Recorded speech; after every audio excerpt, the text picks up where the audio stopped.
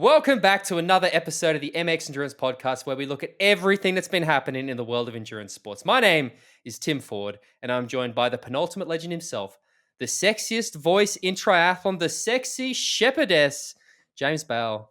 Jimbo, welcome back to the podcast. It's been a hot minute since you were in the home podcast recording studio. It's making me feel better that you're back in familiar territory. How are you, mate? Everything that's been happening in triathlon, mate. But has anything been happening in triathlon this week? Have we got anything to talk about? Do you think? Nah, I don't. I've got literally no thoughts. This is basically an introduction. We're going to do the download of the PTO, and we're going to wrap up and get out of here, mate. Because because this time of year, fuck all happens, doesn't it? Really, mate, it's hard. There's nothing happening. But anyway, yeah, I'm well, and like you say, I'm back in familiar territory, which is nice, finally. And how are you, man? You all right? I've been sick as a dog this week. Actually, I think I noticed. I know every Zoom meeting we have, you cough your way through it. And hopefully I won't be coughing. I've got the mute button on my thing, so I might be using the mute button a little bit tonight. But I can say, you have to say that I don't have COVID. I got a negative COVID test. I thought I did at one point. I was like, oh my god, I'm dying. I reckon I've got the Rona. But it's just what did my doctor is rhino disease or rhinovirus or something? I was like, okay, sounds pretty good, but it sucks. But you definitely sound better than you have all week, old boy. Well done, mate. That's the podcast. It brings out the best of me. I always try to bring my A game because I know that the content is so important to our thousands of listeners, and they don't want to be hearing me like wheeze. Although I just started wheezing, they don't want to hear me wheezing my way through the episode. But Jimbo, I'm 3 weeks ahead of you on the same illness, I think, because we both had a very similar experience. But sympathetic. I've still got a wheeze, but I can go running and I can ride my bike. But it'll last. Anyway, carry on. Yeah, it hit me. I think I did my first run today in like 5 days, no training, and I was like going stir crazy. It's not good. But I did a little easy run today, and I feel a lot better for it. Maybe that's why I'm perked up. But yeah, as you said, this podcast is the official podcast of MX Endurance, the world's premier endurance sports community, created by four-time world champion Christopher McCormack. Jimbo, you know the drill. What's something that you like about MX Endurance? Oh, mate, sometimes it's always a little bit light and fluffy, this bit, isn't it? Talking about MX Endurance and all the bits and pieces that happen. I mean, I could talk about it all the time, to be honest. Yeah, exactly. But sometimes, I mean, the world's a funny place at the moment. It's been a tough few years, and sometimes the community really is there for people, And when one of the members, Adrian, reached out and said that he was struggling a little bit with bits and pieces in his life, and had some issues with his wetsuit, one of our partners at Blue 70 reached out to him and sent him a new wetsuit, which it shows the power of the community and the support network that we've got for people. That's exactly right. I said this in the community too. Like, I think a lot of people think it's a lip service when we say, oh yeah, we're really, like, Adrian put up the post and he basically said, Tim asks James every week what's something he likes about MX. And he goes, this is what I like. The fact that people can sort of pick up when things aren't right and reach out to me proactively and do what they can to help. And that's what I said. Like that, I really hand on heart mean it when I say here every week and say that, we are there to help each other. It's that the Three Musketeers, all for one and one for all. I really think that sort of sums up like what we do at MX, this idea that we are all there just to help each other and help each other be better. And I thought that thing with Adrian this week was literally just a shining example of it, because Adrian's one of our MX Endurance, mate. It's a bit like slow twitch, isn't it? Oh, mate, it's basically the same thing. But what was I going to say? I can't remember. Something very good. But basically, yeah, it was a feel good moment this week. I also really like that we're seeing all the new guys come in, the new race team members. It's been fantastic to see them getting excited about MX, and big, as we sort of touched on last week, we have some big exciting things coming up. But mate, we can talk about that later because we have plenty of stuff to get through this week. It's funny. One of the things I said to you, because obviously everybody knows we're going to be talking about a race that happened in Cozumel this week. But I said to we have a problem when we almost can't reach out to Kristian to get him to come on and talk to us about it, because he's been on the podcast so bloody many times that we're at risk of becoming a what did I say? Most frequent guest, isn't he? We're at risk of becoming a Norwegian triathlon fan podcast, so we have to actually go.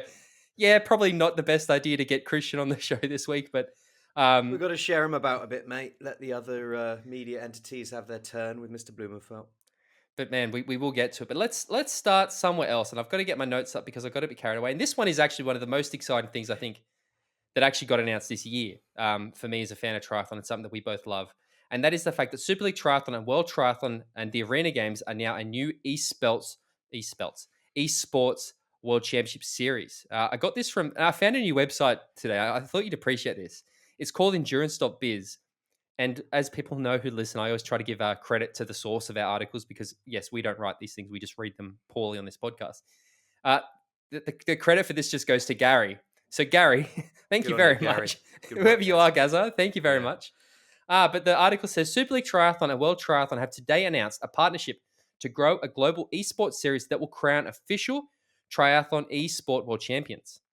Super League's partnership with World Triathlon will see a formation of the Arena Games Triathlon powered by Zwift. That's a gobful. Man, you know what? These name sponsored event things, they need to cut it out. Can they just stop it? Because I'm sick of trying to read the bloody. That's my rant. A series of events giving opportunities to ranked athletes and national federations to participate and pursue the official World Championship title. Again, another thing triathlon needs another world title. The partnership between World Triathlon and Super League Triathlon is billed as the next step in growing the innovative concept of esports into a new and officially recognized discipline for triathlon. A release from the international governing body and event organizers adds that this is fully in line with International Olympic Committee's aspirations to develop esports with its Olympic virtual series. It also taps into the strong growth of virtual participation that emerged during the pandemic. Invested in cutting edge technologies, audiovisual content, and incredible race scenarios that will generate wide engagement and awareness, World Triathlon and Super League will together help take the Arena Games Triathlon to the next level for the benefit of fans, athletes, national federations, and all stakeholders. Marisol Casado, World Triathlon president and IOC member, said, "We are absolutely delighted with this partnership. Both organizations have been working hard and investing significant resources to evolve our sport, growing audiences, and giving the athletes the best stages on which to perform at their best. So it is only natural for both World Triathlon and Super League to invest and work together. I'm absolutely convinced that the Arena Games Triathlon will be a fantastic event for athletes, broadcasters, sponsors, and all fans alike. World Triathlon and Super League will collaborate on all aspects of the Arena Games, including scheduling, participating athletes, involvement of national federations, promotion, broadcast, host venues, and amplifying the reach of these events." James Bale, over to you. Well, yeah, I mean, they want to get this in the Olympics, don't they? That's Yeah. the end game. Now, look, Super League is fantastic. We both love Super League. We both love watching the racing. We always have from the outset, from the inception. But I think I have a feeling they might have found their golden goose with this I think so esport too. racing. You know, it might be it might be the backbone and foundation of something really great for the championship series, and it might be what allows the championship series to continue. You know, not particularly making a huge amount of money, but with esports in the background covering their backs and allowing both forms of racing to continue because esports excuse me excuse me again. I'll Esports edit that is out, hopefully. esports is going to be a massive thing. It really is, because I was surprised at the late age I'm at nowadays, mate, that I was as impressed with watching the Arena Games esport racing as I was. I really, really enjoyed it. And I think if I can enjoy it, then a lot of people are going to be enjoying it before Are you me. suggesting you're an old Because, man, James Bale? yeah, getting Is there, that what mate. you're? Getting there. Is that the hint? Yeah, that's the Back in hint. my And day, they used to do yeah, triathlons it out surprised in the me. It lake, surprised up a hill, Super League does a lot of barefoot run. surprising me. They always have. And I think with the move for esports to be involved in the Olympics, Super League being at the forefront of that for triathlon, having a proven proof of concept with what they've already successfully delivered, then yeah, this is the puppy for them, mate. And I could really see this being their cash cow, as it were. There's a few things I find quite interesting in this post, and that's that they're saying, what was it? That they're basically World Triathlon are committed to like growing the coverage and stuff. I was like, no, you haven't. The coverage has been awful lately. But one of the things I do hope about this is that we're actually going to start to see some actual proper communication between the organizations, so that we don't have double ups where we have weekend where the same, both races happening on the same weekend, where we have things like World Triathlon just taking the eliminator and being like, yeah, this is ours now. Like, I think collaboration is the thing that I really, really like about this. Um, I think this is fantastic. I also think what we could see, if this is successful at the short course, we're going to start to see the longer things happening. And I can think of a certain athlete who might actually perform incredibly well at an esports triathlon over a longer distance. Any names come to mind for you when I say that, James Bell? James Bale. I was going to say Cam Worth, but yeah, you're close. I mean, yeah. No, obviously Yeah, Lionel Sanders is somebody who could perform really, really well. I think at like an esports, yeah, you're right. a You're pool right. And like you swimming say, the sort of thing. collaboration is very, very critical to this and key because it shows there's a warming of the relationship between the two entities because not only did they take the eliminator and say this is ours now, but they took it and said this is ours now and made it shitter with So it's much just like, worse. come on, stop, don't like let people do what they do well for around you. Don't try and take it off them and do it worse. And that's what we were seeing. So hopefully we can see more of an amplification from each of the bodies now with each other rather than against each other. Do you do you think maybe this could be the start where we are going to start to see more collaboration in the sense that maybe we'll see those mixed team relay events might be done by Super League, or we might start to see maybe Super League get involved with more of the broadcast and more triathlon? Do you think we might eventually see a world where these two entities truly merge, and we just have this one kick-ass short course thing that is a bit of everything? I don't know. I don't know how aware World Triathlon are of how bad their broadcast is because, and I don't mean I. We're nailing it. We're doing Well, such a good it's job. just when you read quotes like we're trying to both trying to improve their broadcast, trying to put on a better show, and then you watch their races and you just think there's a disconnect there, man. There's a disconnect between what they're saying and what they're doing. So I don't know how blind they are to that or how much they care particularly because I don't think they have to worry too much about audience numbers. They worry about the on the ground experience for people and they worry about the pathway to the Olympics. I don't think they particularly give a shit about TV audiences. Prove me wrong, World Triathlon. Go on. How about it? Don't they always say what the sign of the best people are the ones who know what they're not good at, and they get people who are better at it to do it for them? And I think that's like I just genuinely imagine this idea where you suddenly have that like Super League take care of the broadcast, and we've got those fun, incredible, exciting Super League races, and then when you have the more traditional World Triathlon events, it's still done by World Triathlon, but it's broadcast by Super League, and then you have the Arena Games, which are the Arena Games, and then you have the mixed team. Like I just think that a true collaboration between the two, a partnership or a merge, or whatever you want to call it, it just everybody wins. I think like that's what again we've gone massive. This is about esports. This is about the arena games becoming a potential Olympic thing, and the fact that it's going to have a world championship. But I think that it gets me excited about what else we could see in the future. So Yeah, esports all the way, mate. I love it. I really wasn't expecting to love it. Really wasn't, and I keep saying that because it was such a surprise to me that I enjoyed that spectacle, and I can see so much potential in it because they can tweak it around the edges and change it a little bit and make it more. Well, I mean, it's only been done in the COVID time so far. We haven't seen huge audiences roaring at an esport event to create more of an atmosphere than has been seen so far. So I think there's more to go. There's further to go with esports, and it's exciting times. next piece of news, James Bale, is it's a slightly sad one. I got this from Tri Today, written by Tim Moria, and that is that Rudy Wild announces his retirement. Last Sunday, he finished second at Ironman Cozumel, which was won by Kristian Blumenfelt, with a finish time of 7 hours, 36 minutes, 35 seconds. Swiss Rudy Wild proved that he still has enough fitness to race at the highest level. But shortly after the race, he announced his retirement as a professional athlete. He said in his social media post, just minutes after crossing the finish line, moments of relief, happiness, and just being fully alive. The first time in years I've felt finally like I've cracked the code of long distance racing, even more so in hot conditions, and as a bonus, from what I've heard, becoming the third fastest athlete ever on long distance behind Jan and Kristian. These are the emotions and moments we athletes are working for that drive us day in and day out to give us our very best. At the same time, this finish line is always the start of something new. Time to reflect and then on to the next chapter with new goals that drive our excitement and fill up our daily life. Moments of racing in Kona are vivid, but after denying the slot now definitely remains memories. Hell yeah, it's time for something new. More info will follow the next days. Thanks for all the support, love, and overwhelming messages. These make me think not to let you be sitting in the dark for much longer. Rudy Wild, mate, what a way to go out, hey?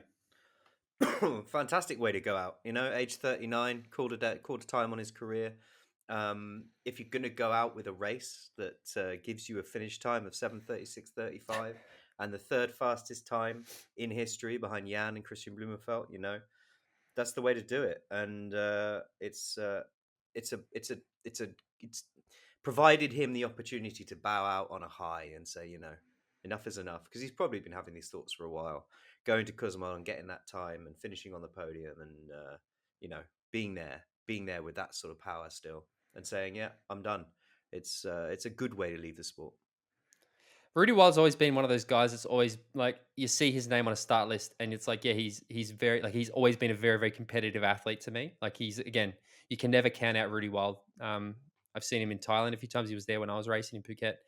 But yeah, as you said, yeah, going out on that high, I think is there's such power. Like I really feel like you see an athlete like him who like drops the third fastest athlete ever. I think it's the fourth fastest Ironman of all time, and then to retire on that note, like that's something. Hey, like that's pretty rock star. Like, it's rock and roll. Like, yep, mic drop. It I'm is. done. It is. And I mean, he's a 2012 Olympian as well, Yep. representing his country at the pinnacle of the sport. And yeah, good on you, mate. Good on you. Onwards to Yeah. new and different things.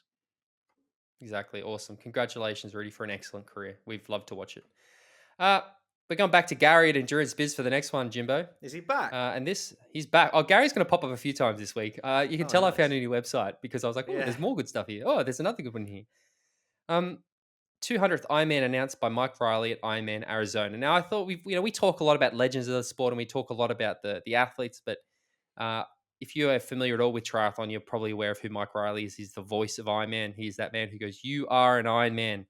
As you cross the finish line, he's that voice that everybody wants to hear. I often wonder. I mean, having not done an Ironman myself, I often wonder if you do go through that horrible experience of 140.6 miles and then you have somebody else announce it, whether it's quite as special. Because I've always thought that if I did one, he's the guy that I'd want to have announce it. And I also wonder, like, imagine if you're there and you do your first Ironman just because you want Mike Riley to announce you, and then he misses you, like he skips you and like goes on to the next person. That'd be, I'm not doing this again. But to Are the you ever article, going to do one? Are you ever going to do one? probably not. I don't think Oh. so. I don't really have much interest in it, to be honest. Um, Never say never. I don't know. Maybe after I've gone under 4 hours for 70.3. Yeah, Mike Riley announced his 200th Ironman event at the Ironman Arizona Triathlon. He's a renowned race announcer, commentator, author, Ironman USA Triathlon Hall of Famer, and member of the Running USA Hall of Champions. Since Riley's announcing career began with Ironman, hundreds of thousands of athletes who've competed one of the world's toughest single-day endurance events have heard Riley welcome them to the finish line with the iconic phrase, "You are an Ironman." In a release, Ironman noted that the Valley of the Sun in Arizona provided a warm welcome for athletes competing at the 2021 Ironman Arizona Triathlon on Sunday, November 21st. So, congratulations, Mike Riley, a true legend of Ironman racing. Yeah, absolutely, absolutely. And you've got to think that 200 races, announcing 200 races, that's thousands and thousands and thousands of athletes he's called across the line, and whose experiences have been made richer and better for his involvement. So yeah, congratulations, Mike, and long may it continue, mate. Really. You have done an Ironman. Has he called you across the finish line?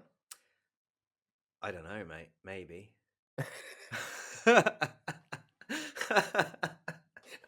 I feel like there's more to that story that I'm almost tempted to hear about. Tell me, what was that? What was that about? No, I've done two full distance Ironman races, and if I'm honest, paying attention to who was calling me across the line was not at the forefront of my mind when I finished. So I don't know. Maybe. So all that stuff I said about it being important was completely irrelevant.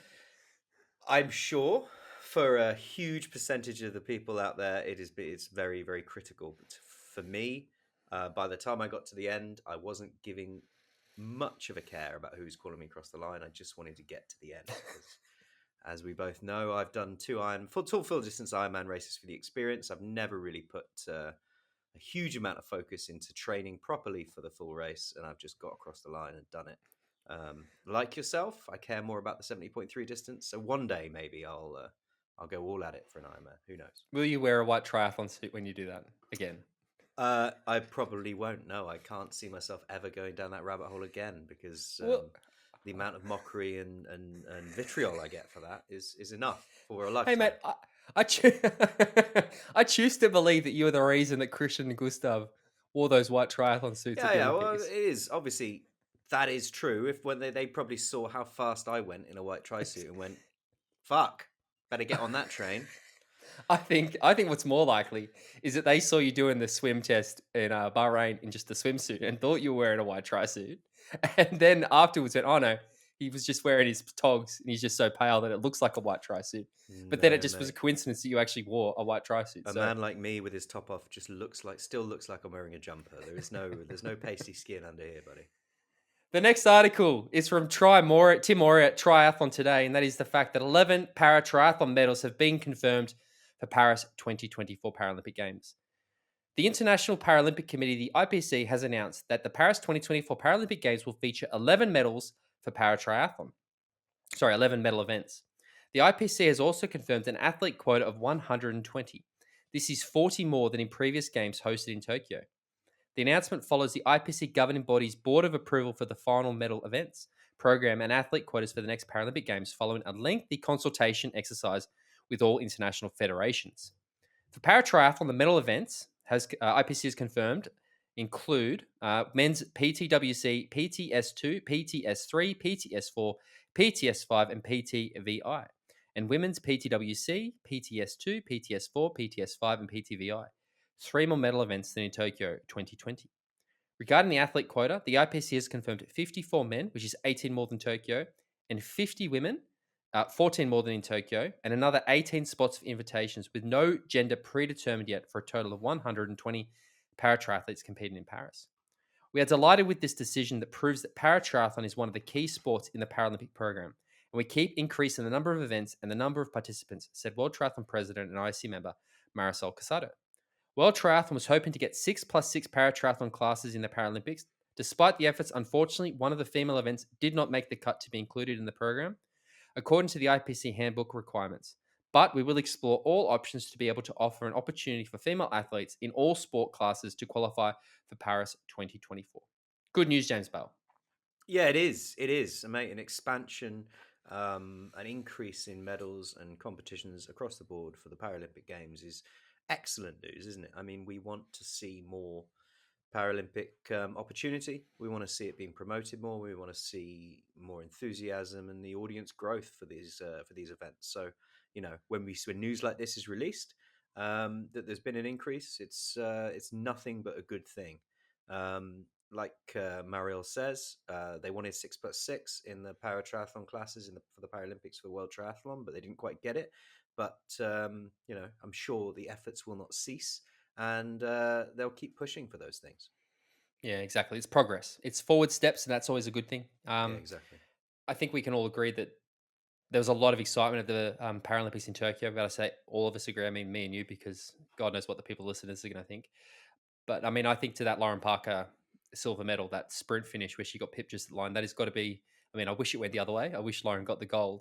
Yeah, But that is one of the best finishes I've ever seen in any form of multi-sport racing ever, able-bodied or para sports. Like, it was sensational. I think more people in Australia, again, not surprising considering it was Lauren involved, were aware of that finish than they were about what even happened in the men's or women's triathlon. I think that it shows that, I mean, not that they ever weren't, but Paralympics seem to be going to another level, and particularly the paratriathlon events, the coverage that they're getting in Australia with Lauren's success is a real positive for the sport, and this is just another positive step. So congratulations exactly. to everybody.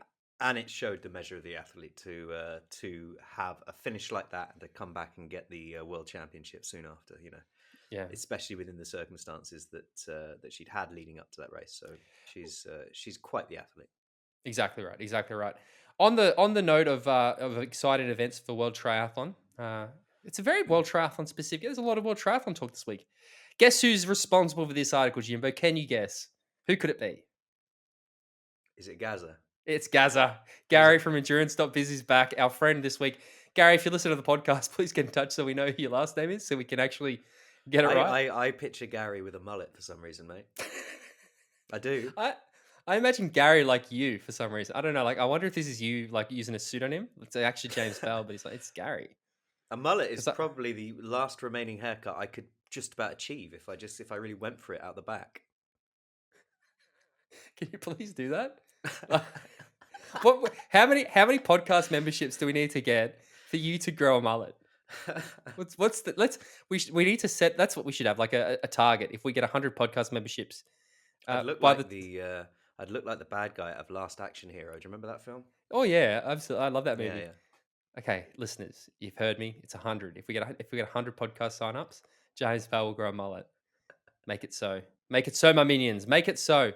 The World Triathlon Executive Board has awarded the 2023 World Triathlon Championship Finals to Pontevedra in Spain. At the event, world champions will be crowned for the elite, under 23, and para triathlon, as well as age group standard distance, age group super sprint distance, and the age group standard distance aqua bike world championships. It's not just the title sponsor names that are a gobful. That was pretty hard to get through too. The championship final is positioned as the crown jewel of World Triathlon's annual calendar. Previous hosts have included cities such as London, Budapest, Beijing, Auckland, Chicago, Gold Coast, Lausanne, and Edmonton, with the next final planned in Abu Dhabi in 2022. We are delighted that Pontevedra, which has proven to be a fantastic host of multiple sports in the World Triathlon calendar, will now welcome the best triathletes of the world for the championship final in 2023, said Marisol Casado. Jose Hidalgo, president of the Spanish Triathlon Federation, said the Spanish Federation has been a great host for many events, and we are delighted to step up and host the final for the first time in our country. Five-time world champion Javier Gomez said, I have raced pretty much all the World Triathlon finals in some of the most incredible cities around the world, but words cannot describe how excited I am that a small town like Pontevedra, my hometown, will be now amongst the top cities to host triathlon events. I know the city, I know the organizers, and I can promise that we are all ready to host the most important triathlon in the world in 2023. But will he be racing it? Because I thought he was all in for 70.3 in long course now. I didn't think he was. I thought that was news this week that Javier Gomez was done with the short course. But was it? Yeah, Tell me about this. I saw it on. I saw a post, and Okay. it had no details or backing to it, so we didn't include it in the news because we need real news. We need real there was scoops and sources. There were no citations and no sources, mate. And as you know, we are nothing without our sources. So, but yeah, the rumor is that Gomez was done with short course and was just going to be on 70.3 long course now. So maybe this will draw him back. An opportunity to race in his hometown will draw him back. But yeah, I always get excited when new places are announced for triathlon racing because it's awesome. The best thing about our sport, in my mind, mate, is gender equality. The second best thing about our sport, in my mind, is the fact that you get to travel all over the world and go to different and interesting places. I thought it was this podcast. I changed my mind about what was the best thing about our sport mid-sentence then. Fair enough. I really enjoyed watching the World Triathlon Final this year. I mean, I think we criticised the course being a little bit like it was in a housing development sort of thing, but I'd love to go and experience one. And again, the fact that it's in Pontevedra, I mean, not as even to race. I mean, if I could race, that'd be great. But I just think I love the travel aspect of triathlon. It's one of my favorite things, and getting to see places you normally wouldn't go to is such a positive. And the fact that it's Javier Gomez's hometown, I think just adds another, just an awesome element. And I think about, the fact that we've got that World Cup event in Bergen next year that we'll probably end up seeing a World Triathlon grand final in somewhere like Norway. And that's, Kristian Blumenfelt's hometown could have a World Triathlon grand final because the Olympic medalists, gold medalists, is from there. I love that. Devon, I love that. Devon. Why not, mate? Let's get it going. So 100 podcast subs for the mullet. And then the next thing we're going to weaponize our audience for is to get Devon to host a World Triathlon event. Where do you think of Gomez right now? Do you think we've seen the best of Javier Gomez, or do you think that he's got more to come? I think he's definitely got more to come. I think what's probably happened over the last year, he's had a foot in both camps, where he's sort of been dabbling with Ironman, trying to go to the Olympics, and it's that good at everything but master of none sort of thing. And I think that once we see, I think Javier Gomez is one of the best triathletes to ever live. But I want him to start focusing on the long course stuff because Has he got the bike for Ironman though? Again, you're sitting there saying that you're falling into the trap that so many experts of the sport say, where it's like, IT guys can't ride a bike, like IT guys don't have a bike. That is not what I'm saying. I know, but I know, but I'm just saying, like, he can obviously ride a bike, mate. Like he's probably not as strong as a Cam Worth or whatever, but give him time, give him time to actually really refine it. Like whatever he did in Malaysia was some ridiculous. It's going to be the worst, hottest race on the planet. Like they think Kona stuff, Malaysia would be hotter. I think, I don't know. It could go either way. I'd love to see it. I just want to get as many awesome athletes together for a great race. And I think having Javier Gomez there focused on the Ironman or 70.3 is a good thing. So I think he's got it, mate. I think he could have it. I think he could still win a 70.3 title if he wanted it, but it's getting harder every single race at the moment because these other guys are coming up, and we've got Vince Louis and Yella Gaines racing a 70.3 in a few weeks, and we've got Martin Van Riel, who we know has done a 70.3. Yes, I know Martin Van Riel has done a 70.3 doing Clash Daytona. So we're seeing more of these short course guys stepping up. So it's an exciting time. But yeah, that was about the World Triathlon final being in Pontevedra, not about Javier Gomez's future career plans. Well, we're nothing if not a wandering segue, mate, are we? Exactly right. Now it's time to wander into some races because there was 2 Ironman races, or there was actually more than 2, but there were 2 professional Ironman races over the weekend. One of them was the African Championships. Ironman South Africa happened. I went to Triathlon Magazine Canada, Kevin McKinnon, for the recap this week, and it's going to follow as I read it. Sebastian Kienle's 2-year retirement tour almost started in winning style today, on the weekend, but his countryman Maurice Clavel was too strong during the final stages of the marathon, running his way to the Ironman African Championship. After a year plagued with Achilles tendon issues, though, Kienle proved that things are back on track with his runner-up performance and a 2:47 marathon. A shortened 1.9 kilometer swim meant there wasn't much separation for the lead man out of the water. Sweden's Jesper Svensson led with a big group of 12 that were only 25 seconds apart. Sam Laidlow would power clear of the rest of the field early on the bike, but eventually a group that included Swede Rasmus Svenningsson, South African Carl Buckingham, and Germans Kienle Clavel and Marcus Herbst, would form to start moving up on the Brit. Over the last third of the bike, Svenningsson, Clavel, and Kienle would break clear and hit T2 in that order, with 21 seconds behind the Swede and 2014 Ironman world champion. Out on the run course, it was Clavel that took the lead early, but Kienle was never far behind. Kienle would take the lead by the 10-kilometer point of the marathon and seemed to be on track to make his retirement tour start with a bang, as he opened up a gap of 1.5 minutes through the 22.7-kilometer timing point. Clavel found another gear, though, and just over 5 kilometers later had closed the gap to just 36 seconds. Kienle managed to remain clear over the next 5 kilometers, maintaining a 16-second lead through to the 33.4-kilometer mark. From there, though, Clavel managed to pick up the pace, taking the lead with about 7 kilometers of running to go and staying clear for the win. Clavel would run a 2:45.16 marathon to cross the line in 7 hours 30 seconds, claiming his first full distance title and moving up 2 spots from third place finishes he'd had in South Africa in 2018. After all the problems, Kienle put together an impressive 2:47.02 marathon.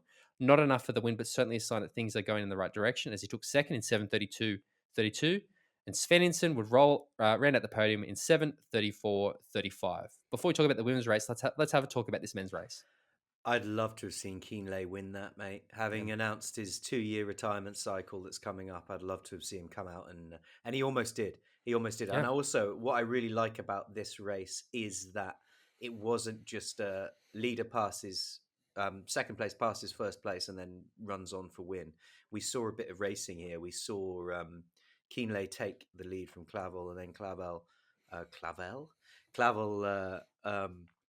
gathered himself over that next period of racing and retook the lead with just under 10 kilometers to go. Well, 7 kilometers of running to go. And I love that because it makes it a race, doesn't it? You can see that tactics and fatigue are playing a part, and good on you, Sebastian Kienle, but also good on Clavel. Well done. First win. And I like Kienle's comments afterwards. I enjoyed his quotes afterwards. Tell me about them, because I don't know what they were. He was getting interviewed, and he said, I'm going to paraphrase this now because I haven't got it in front of me, but he said, I'm almost as happy to see Clavel win as I would to see myself win, because he's got a family, a mortgage to pay, and a life to live as well. So it's good to see other professionals that I respect and like doing well in the sport. He's a class act. The elder statesman of the sport now, mate, isn't he? He's just wandering around the world like doing his thing, and we will see some victories from Sebastian Kienle as this retirement tour rolls on.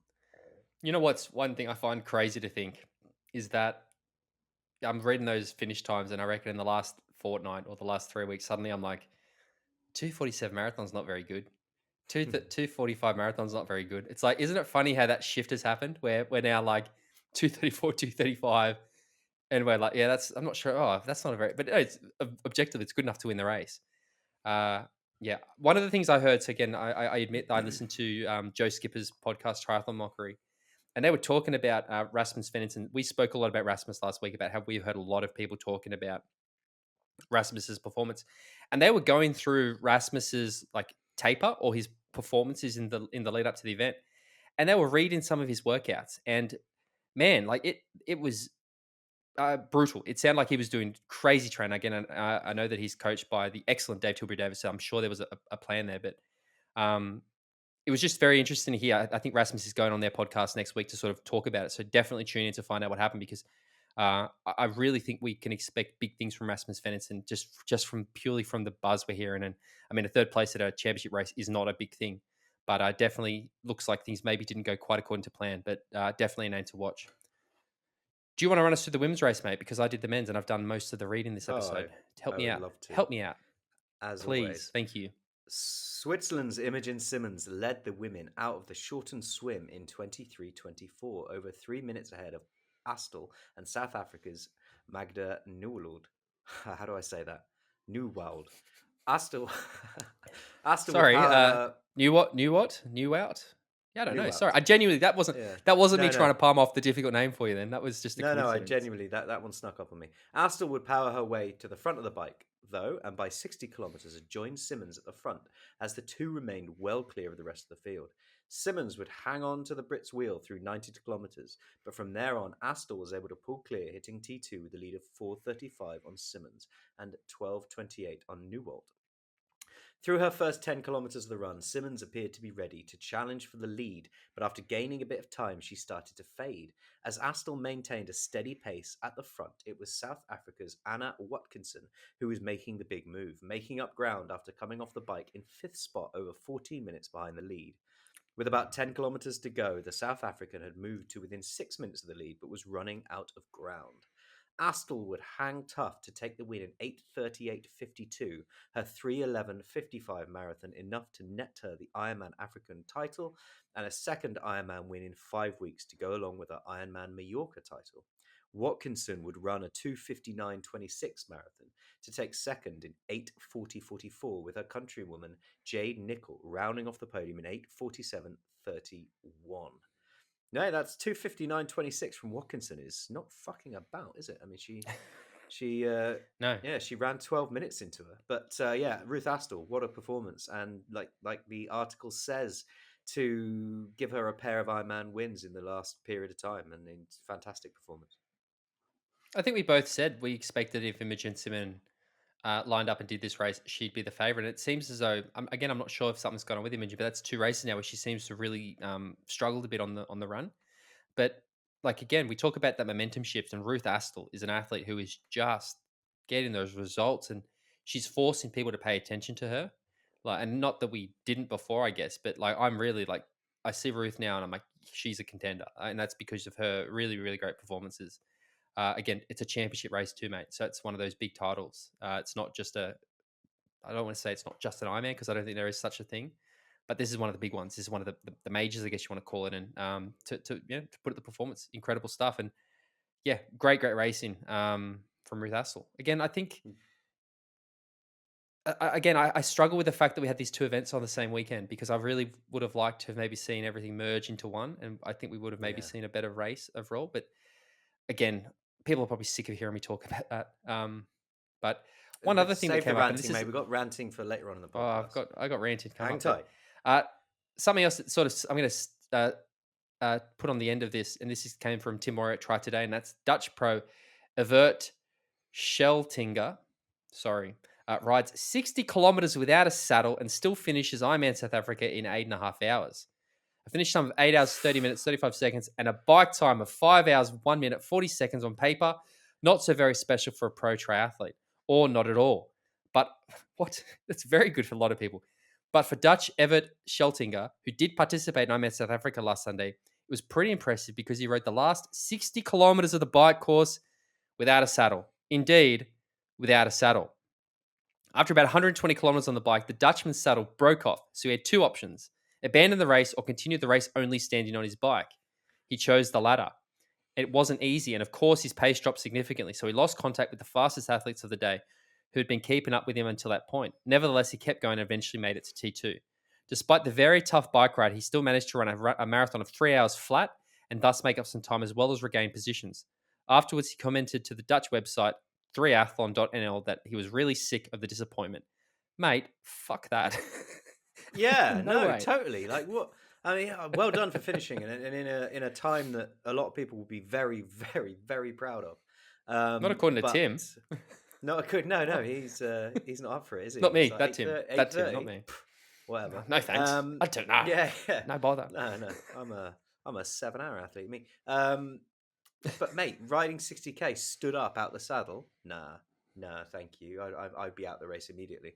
I mean, it's a quirk of triathlon, isn't it? That that can happen and you can continue, because if it would happen in pro cycling, you'd have to withdraw from the race because you'd no longer have appropriate equipment. But Really? I didn't know that. I mean, I did. yeah, What am yeah, I talking about? I'm the biggest fan yeah, of yeah. cycling in the world. But yeah, I mean,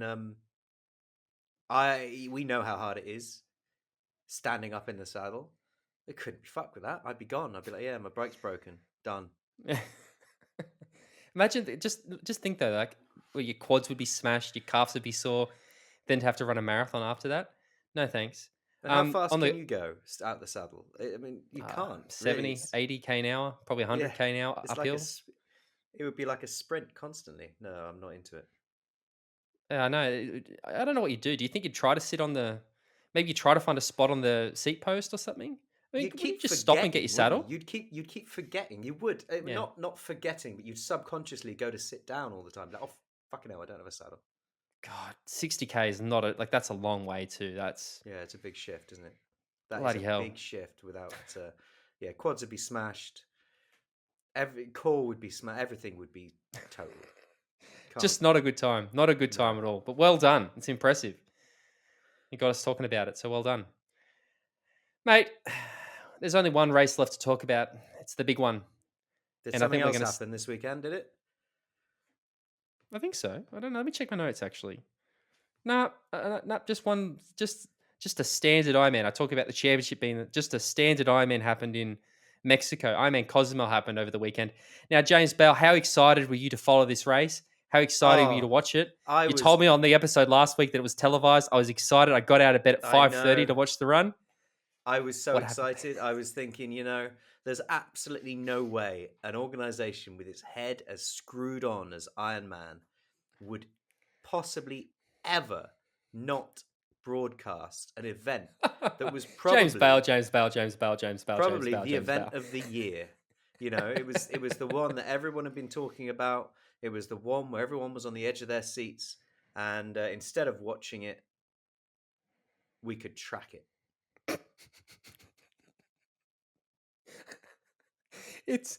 It's amazing, isn't it? Like it's I genuinely spent more time than I should have going, this can't be right. Like, this is a mistake, right? Yeah, Is yeah, this the same right here. is I this kept the right going to Facebook page? Facebook now, Is it and all it was interviews with the winners of Ironman South Africa.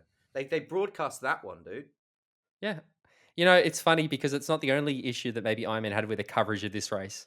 But we'll talk about it afterwards. But let's start with the women, because the women's racing is one of the most impressive performances in history, as we're going to find out. Let's talk about the women. Cara Lester from Australia led the charge into T1 with a speedy 43-minute, 12-second swim, but she was far from alone with another 7 athletes, all less than 60 seconds behind her. Sorry, I got this from John Levinson at Try 24/7, by the way. I forgot to put that in the notes. A little further back, Sara Svensk from Sweden was 3 minutes 48 seconds down. She's won an Ironman Barcelona back in 2019 in a rapid 8:35. So she would likely make progress on dry land with her weakest discipline behind her. Svensk had Great Britain's Tara Grosvenor on her shoulder. Now, just on a note, you know how I always criticize the commentary at Ironman saying Dee too much? Hey, Dee. Anyway, that Dee Gressbauer, who is 50 years of age, set the quickest bike split of the day in 4.5 hours and 22 seconds. She's just over a 2-minute advantage over Lester and Svensk, now up to third place, 5 minutes behind her. And Michelle Vesterby, who's the winner of Ironman Lanzarote, 6 minutes 37 behind her into T2. Lester cut almost a minute from Gressbauer leads, courtesy of a swift transition, and within the first 5 kilometers had caught the American. Svensk caught Lester at around the 15k mark, and from there, the Swede was in control and would run on to ensure the win. By the time the finish line arrived, Svensk had broken 3 hours for the marathon with a 2:58.02, on the way to a rapid 8-hour 22:41 win, aided by the fast swim. That is actually the fastest female not challenge Roth time for for the iron distance, or the official Ironman branded world record.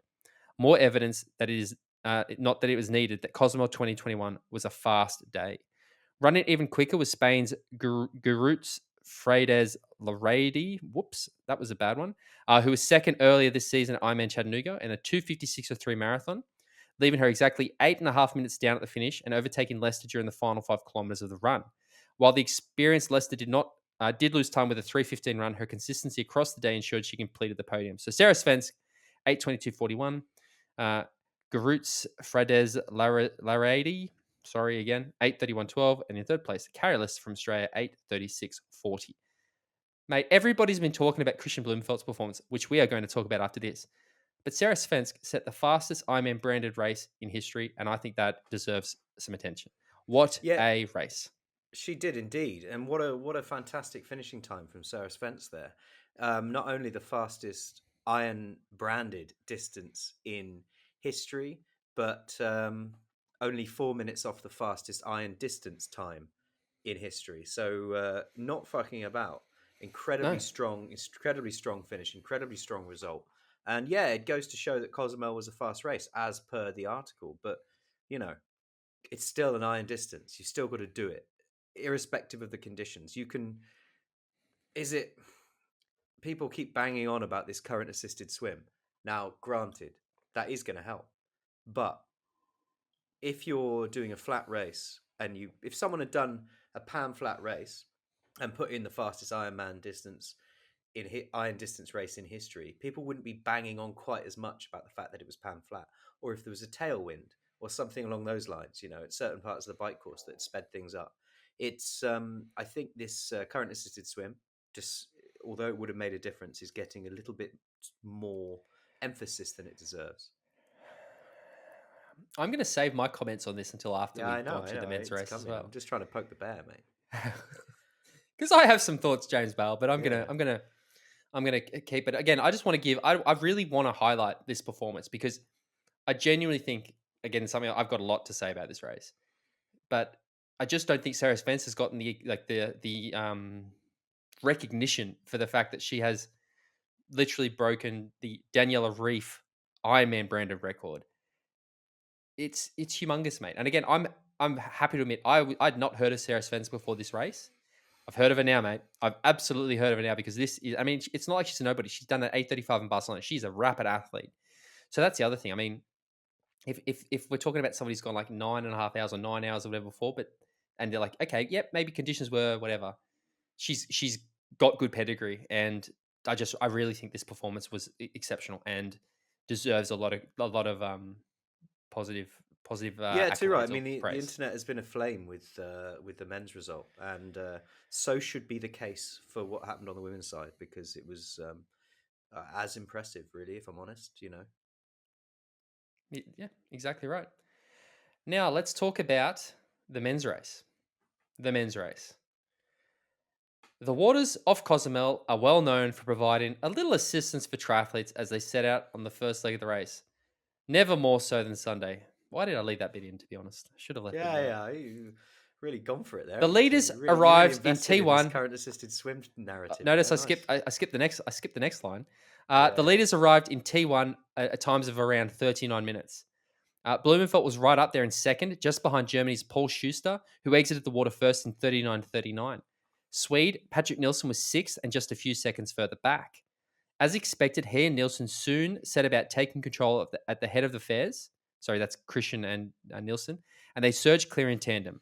It appeared the race was very much on until the Swede lost significant time to his Scandinavian rival during the latter stages of the bike leg. When Blumenfelt arrived in T2, he was 8 minutes clear of Nilsson, and the Swede had lost further time in transition before being forced to pull out 5 kilometers into the run. Blumenfelt's bike split, by the way, clocked in at 4 hours, 2 minutes, and 40 seconds. Now, note, I got this from another article about the race from Emma Kate Lidbury from Triathlon magazine. And she wrote, at IM Cozumel on Sunday, Blumenfelt posted an impressive 4:02.40 bike split in conditions that were far less than favourable for fast times. Some parts of the bike course were waterlogged with up to 8 inches of water, obviously causing athletes to slow down. Olav Alexander, Blumenfelt's coach on the ground and a coach with the Norwegian team, said that this exacerbated an issue his athlete already had with tyres going into the race. We were not able to get the correct tires due to an error, and we ended up having to fit butyl tubes inside the tubeless tires, which added to the rolling friction. Under ideal conditions with a dry track, it is our belief that he could have gone more than 5 minutes faster on the bike. And from a training and aerodynamic standpoint, as is the case for many first-time Ironman athletes, the Norwegians believe there are still further gains to be made. We know we can still optimize the bike further, Alexander Booz said. We can open Kristian's hips up more and flatten his back to help lower his CDA, that's his coefficient of drag, and at the same time increasing his highest sustainable power output. Now back to the race, because we're going to talk all about this. As Kristian headed out onto the run course, the race was, barring a blow-up of spectacular proportions, already put to bed. The only question now was how fast could or would he go? With the air temperature at 27 degrees and with 81% humidity adding to the challenge, the elements would now be Blumenfelt's main opposition, and he overcame them with flying colours. The heat preparation the Norwegian team specialises in ahead of taking on new challenges clearly paid dividends again here, as Blumenfelt gradually surged further ahead of the chasing pack. By the halfway stage, he was just under 12 minutes clear of Poland's Robert Wilowicicik. Sorry, that's that guy I remember from the Ironman indoor world record I last year. remember that. Yeah, I remember him. Yeah, Who was in second place. Now it was a question of whether he would be better than Frodeno's time. The answer was proved in the affirmative, as Blumenfelt broke the tape in astounding 7 hours, 21 minutes, 12 seconds. His marathon time to close the show was 2 hours, 35:24. First place, Kristian Blumenfelt, 7:21:12. Second place, Rudy Wild, 7:36:35. And third place, Paul Schuster, 7:41:32. James Bale, where do we start? Where do we start? Olympic gold medalist breaks iron distance record by On debut. 6-7 minutes on debut in the year that he won his Olympic gold. There's a headline. I mean, fuck me, what a performance! I love it. I love it so much. And yeah, current assisted swim, like, you know, they all had it. They all had the same current assisted swim. Blumenfelt smashed everyone to bits. And I feel that on this day, there is not a male Ironman athlete on earth that could have come close to beating Kristian Blumenfelt. You may disagree with me. You may think we may have had a race on our hands with a certain other athlete there, but for me, on this day, Blumenfelt was had it about him, and they think there's more to come. As you detailed in the article, you know, they think they can flatten his hips out. They think that he can get better tires with the correct tubes within the tubeless, or, you know, the correct tubeless that don't need tubes, and he'll get that 5 minutes extra on the bike. So I think we're seeing the very, very start of something very special here, and I was really pleased to see it happen. Part of me didn't expect it to happen, but That was what I was literally about to ask you, was were you surprised? Yeah, I was. I was surprised because at some point I thought the sort of the train of success was gonna reach a point where, you know, there was a little bit of me that was like, you know, Olympic world champion, Olympic gold medalist, and then he's going to go and try and do the iron distance, and he's peaked for various other bits and pieces throughout the year. I think he might hit a stumbling block here, but no, he didn't. He won the race and he set the world record for the time, which has now been ratified by Ironman. So, you know, it took them long enough, but they didn't. They got there. I love this so much, because what I love with Kristian and Gustav and all those Norwegian boys is that they set themselves a goal and they do everything they can to execute it. And they cop it. They cop the criticism. They cop the people saying, you've got to respect the distance. They can't ride a bike. They can't handle the heat. All that stuff. And they're like, okay, we'll see. Okay, we'll see. And we saw. I was genuinely not surprised. I think I was maybe surprised that he was that quick. I thought he would probably go about 7:25. And that's probably the swim thing a little bit. But I am just so happy for Kristian Blumenfelt and for Gustav and the entire Norwegian team, because it just answers all of those questions that they've been getting. I mean, people who listen to this show know we have been on board with these guys since day one. We have always bought into the belief that they think they can do it, and we love to see it. And even if they can't, there's not a downside. Well, there's not a downside when they go out and they do this. I think this was. I really feel like we are seeing that result of Frodeno's domination for as long as we have, and this is that next wave reacting to what he's done. What he's done, we need to do better, and we're seeing that benchmark move. And man, it's an exciting time. Like with the sub 7, it's funny how. So I'm obviously with Mana and Phoenix. The narrative or the reaction or the comments around sub 7 have changed so much this week. It's suddenly I've had so many people being like, that sub 7's it seems pretty reasonable now. Hey, like, oh, I think they could actually maybe do this. Like the way that narrative has shifted is And away incredible. from Like Alistair Brownlee a little bit as well, big because time, when Sub big time. Seven was initially announced, it was all, oh yeah, Brownlee could do it, couldn't he? Because he was the known name at the time, and now it's Yeah. like, oh fucking hell, Kristian Blumenfelt might come in and do this. Almost like Macca knows what he's doing, mate. Almost like he's got a pretty Yeah, good eye for picking talent. yeah. I want to see Kristian Blumenfelt go and race Roth now. I want to see him go and race Roth and pump out a time on that course, because then I want to. then all Yeah. the naysayers can just move on to weather I conditions or something. I man, I saw somebody say, imagine if they took their attitude to ultra man.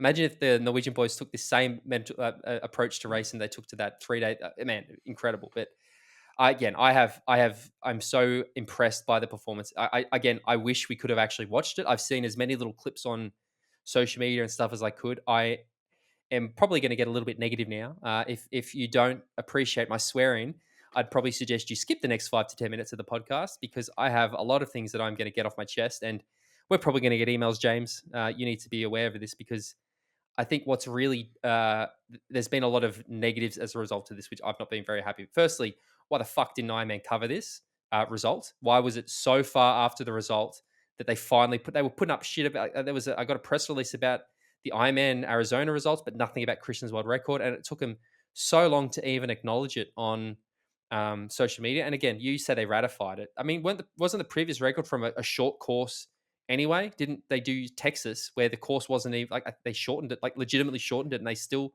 acknowledged the records? It took them so long to acknowledge this result on their social media channels that people were trying to come up with Yeah. ideas as to why it was taking them so long. They're like, oh, it's because it's a franchised event, maybe, and they don't care. It's Why like, do they ratify anything? What's this bullshit about them having to ratify?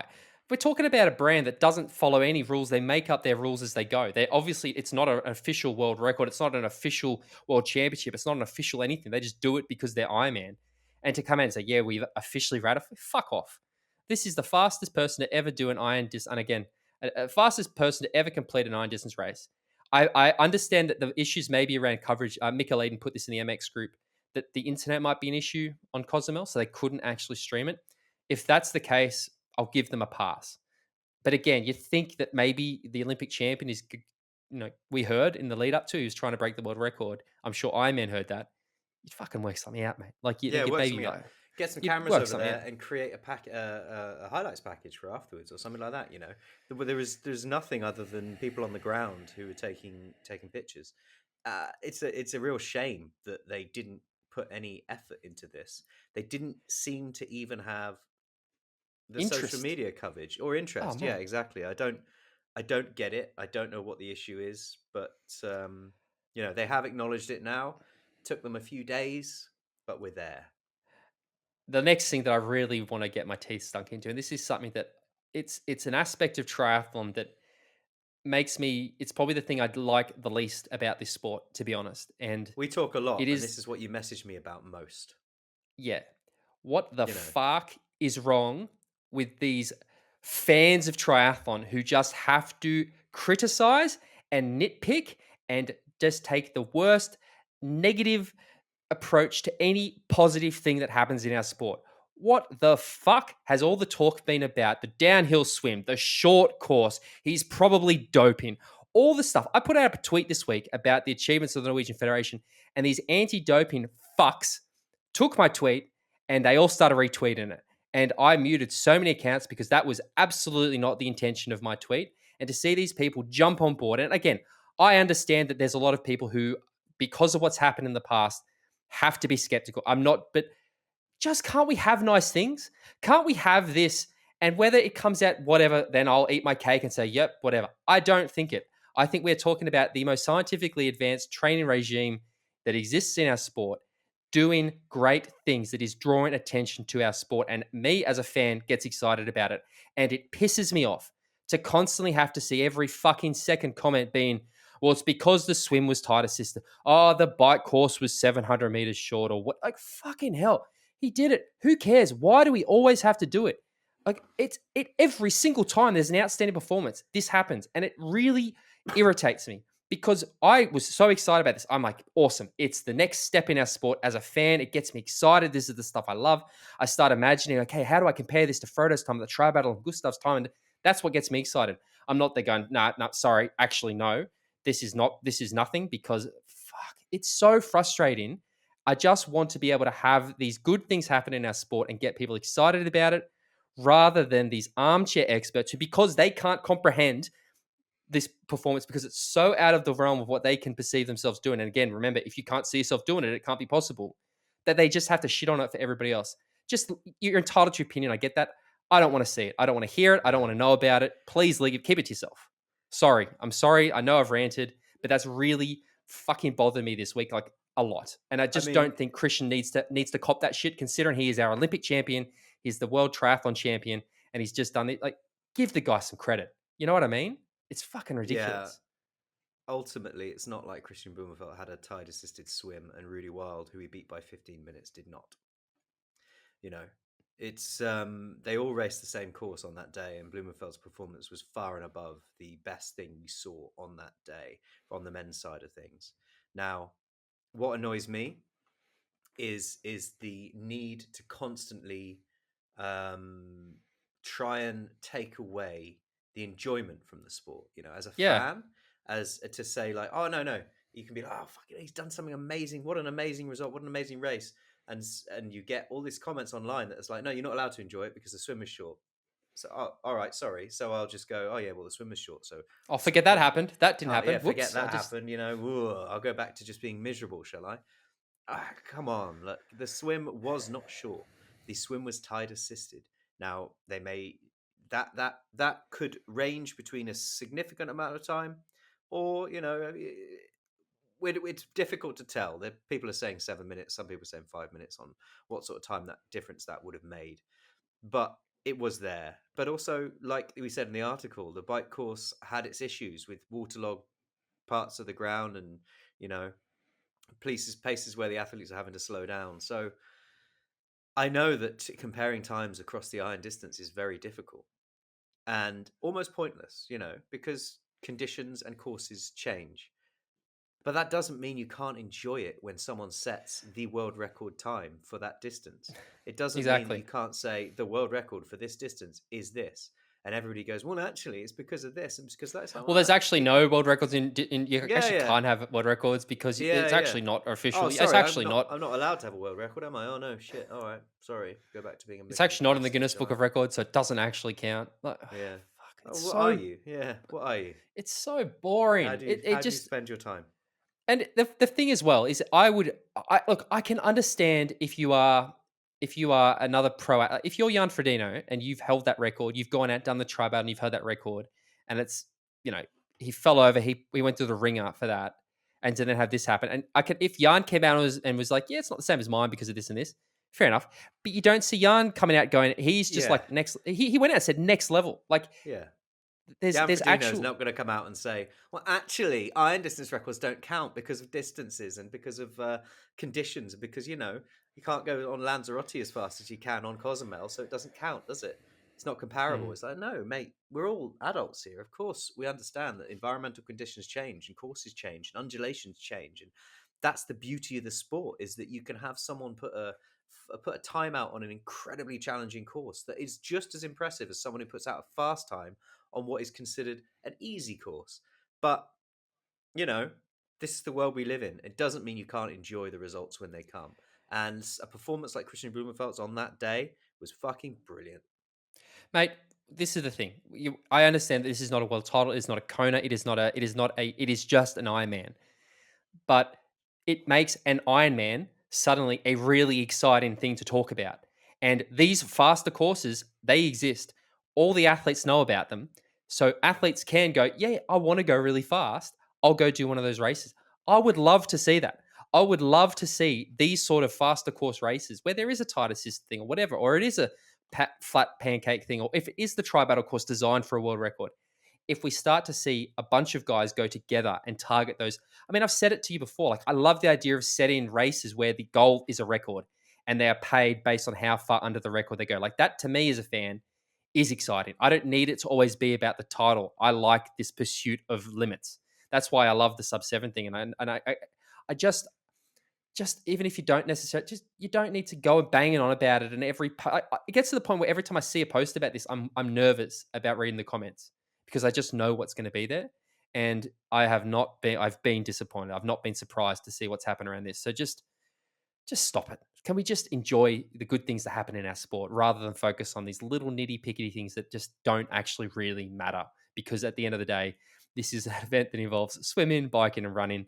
There are much more important things going on in the world, but let's have a bit of fun watching this guy who has talked such a big game go out and destroy the record in what I think is, I mean, would have been, if I could have watched it, one of the most impressive displays of endurance sports ever. And again, it's just the start. What we're There going to see was him do, there it's was good. one pro that did put out a comment about the swim, and that was Andrew Starkovitz, who said, you know, didn't think short courses counted towards records. So he was wrong. Wasn't short. Was current assisted. So if you're gonna put comments on social media, get your facts in line. I would suggest.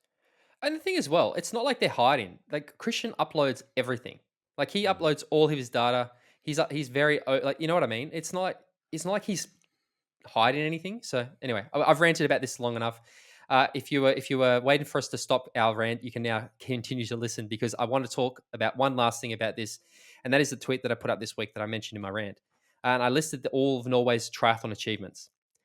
They've now got an Olympic gold medal, a World Triathlon World Championship, the first male Tim Hemming, male full World Triathlon podium, two 70.3 World Championships, the two fastest Ironman debuts in history, the two fastest 70.3 athletes to ever do it, 70.3 world record, Ironman world record, and now the only thing really left, I suppose, is the Ironman World Championships. That's a pretty impressive resume from a nation that nobody would have ever considered a triathlon powerhouse even 5 years ago, don't you reckon? Yeah, they're not doing bad, are they? They're not doing bad, and we've seen the journey and we've seen the evolution. I look coming from talking about the accusations of doping that you were discussing a while ago. Coming as a quite a serious pro cycling fan, I know what it feels like to be concerned about your sport, and I spent a long time years ago really doing my head in about that within our sport. And I made the decision, to give my mental health a break some time ago, that it's someone else's problem to worry about that. I'm going to enjoy the sport as a spectator until things are flagged up as issues by the authorities that are there to monitor them. Now, and that's exactly the way I approach this, because I don't believe in my soul that there is an issue here, and it's for someone else to worry about. So I just wanted to cover that aspect off before we got jumped on by email police. No, I agree, and that's the thing. If it comes out, not that I ever think it will, that these guys, I'm not going to be like, no, it's not true. Like, No, I, of course. and the thing is, we know Christian Gustav a bit, and Mikkel, and like, yeah, I don't think it. Again, I always, I get told I'm too optimistic about things, but and maybe ignorant is the term, or naive. But I just think we saw something incredible over the weekend, and I wish that was the focus rather than all this little nitpicking. But yeah, mate, those Norwegian boys, just incredible, and it's just such an exciting prospect for the future of all triathlon because, as I say, these guys are going to force everybody to lift their game, and we're really, I think, getting to the point where we're going to start to see those limits of human potential. Dave Tilbury Davis sent me a tweet, a DM this week, and he was talking about some people who are really good chat around those sort of limits and stuff. And I'm going to try to get him maybe to do those guys to get involved a little bit with some content around sub 7. So we'll see what happens. But mate, that's enough of that. Let's talk about the next part of the podcast. Welcome to the down low on the PTO. Mate, now look, I think with it being such a record-breaking week, I thought it was worth having a quick look at the rankings. Now, the impact of performances like we've seen this week on the rankings. You pulled up Sara Svensk's Sarah result, Svensk. and Sara Svensk, and how she'd moved up 54 places to number 25 in the rankings after her fastest ever Ironman branded event, and she only scored 94.85 points. What Yeah, were your thoughts on this? You put this bit in the I did. So I've been very excited to see how the actual breakdown of points were as a result of these record-breaking races. I was thinking, man, they're going to be huge. Yeah, I know same. that Jane from the PTO reached out talking about Gustav's points, how he's had the single highest points. I think was the Collins Cubby on 111 points. Whatever. I was like, man, Kristian must earn like 100, like, so many points, and Sarah Svensk probably gone like 50 places up the rankings. And I looked at it, and the AIT. So everybody, surely by this point, everybody has a rough idea how it's a algorithm based ideal based on the conditions. This is how fast the athlete should have gone. And for Sarah to get 100 points, so again, let's say 100 is the best performance possible. She would have had to go 8 hours 18:49. So that's 3 minutes 51 seconds faster than she went. Or in order to beat to get 100 points or break even or whatever you want to call it, she would have had to be like what the second fastest Ironman in history to get 100 points. It's just not right to me, mate. Like I understand what Yeah. they're doing, but this is from a narrative point of view, it's almost as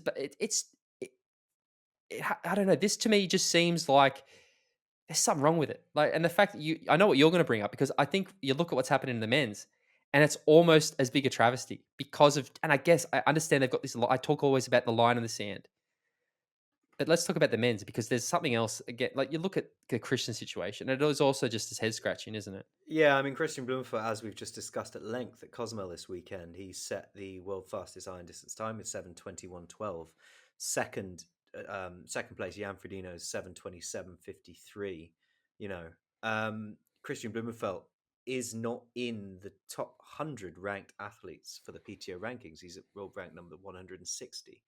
So I know that a ranking system is a culmination of events and points and stuff like that, but narratively wise, having the fastest iron distance athlete, male iron distance athlete in the world, ranked And at world record holder 160 and for world record 70.3, 70.3 world record holder. and world triathlon world champion, Yeah, yeah. Even if they're and not Olympic gold medalist. Yeah, I mean, even if they're not taking into account the short course, the world record holder, 70.3 world record holder and fastest ever iron distance athlete on the planet, ranking at 160 in the long course professional triathlete rankings is strange.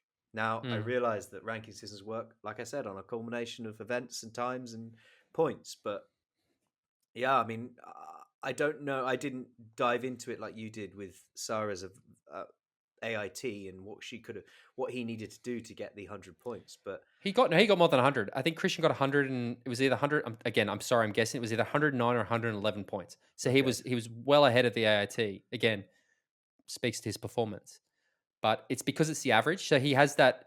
He got his what did he come 4 hours flat or 3:59 at 70.3 worlds, which earned him 40 points.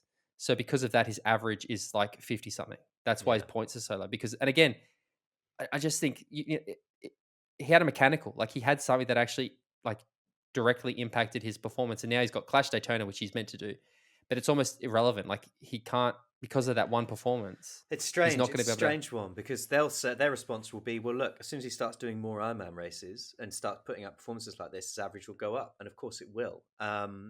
But what if he doesn't? Because he's still focused on Paris. He's still going to be doing loads of short course races and maybe one, maybe two Ironman races a year. So he could be, and because of the quality we've seen from this guy, he could win those. So we could see a situation where he's focused on short course because he's focused on Paris. He's doing Super League as well in the background. And then he dips his toe into Ironman once, maybe twice a year, wins it, sets world record times. So is clearly the best male iron distance athlete on the planet because when he does do it, he wins. But he cannot get up the rankings because he doesn't do enough races. You also think about one of the missions of the PTO is to get more eyeballs on the sport and make the sport more broadcast friendly and excited and more profitable and like a viable production product. An athlete like Kristian Blumenfelt, we've seen the reaction to this race not being televised. Like that's what I mean. There has to be, and again, I'm not the guy to work this out, but something that almost rewards that because I'm telling you, if Kristian keeps doing the stuff the way he's Kristian Gustav, they're going to get more eyeballs on the sport than people who are probably ranked in the top 10, doing winning a race with a 750 or whatever. I just, again, I understand how the system works, but the narrative point of view, I struggle with it Yeah. because And it's not easy. It's not No, easy because it goes back to how do you reward points when the sport is spread over such vastly different conditions and courses. Now we sound a bit like those age groupers that are moaning, I but know. it's true when you when Come at you're us. yeah, when you're trying to allocate points and performances for a ranking system, it's very difficult to say, well, that performance was better than this one because it was faster, because that the next person will be like, but mate, I was racing Lanzarote, what are you talking about? So I get it. It's just an interesting quirk of where we are, that we could have. I mean, you'll see that Gustav is the top of the rankings, but Blumenfelt, who